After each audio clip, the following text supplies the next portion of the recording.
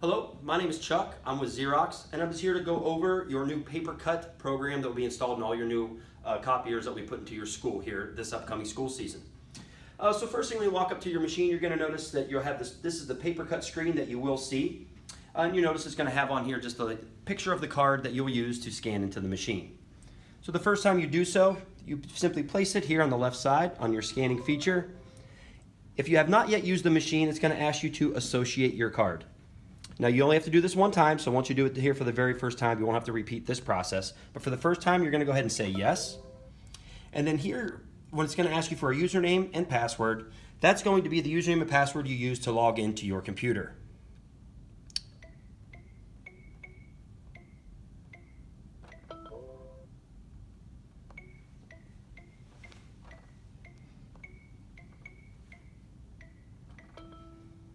So once you successfully enter in your information, it's going to tell you that your card has been associated, and you can just go ahead and hit yes to continue. This will bring you into the Papercut home screen. Now, as I mentioned, going on, once you scan into the machine, it'll just bring you here. You will not have to put in all of those, your username and password again. So as you're here, first thing you'll notice is you get your print release, access device, and scan. Let's just start with scan.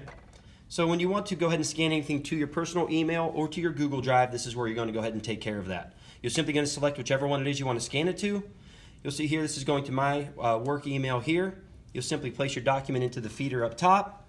Make any changes you need to over here. As you notice, there's your change settings button. Here's where you can go to your 1- and 2-sided, landscape, paper size.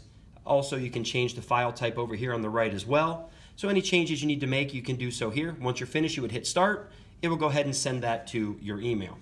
And the menu will look exactly the same when you go into to your Google Drive. It's going to give you the same options. It's just going to head to your Google Drive instead of your personal email.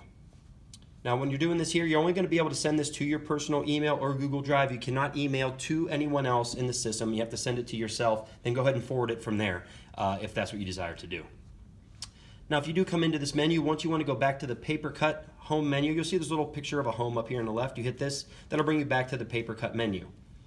There is a home button on the right side, which brings you here to the actual device home menu. And you'll notice here, here's your Papercut menu. Again, brings you right back here to the Papercut home page. Access device in the middle, back to where we just showed you, which is the home page for the device itself. Then over here on the left, you'll notice you have what we call print release.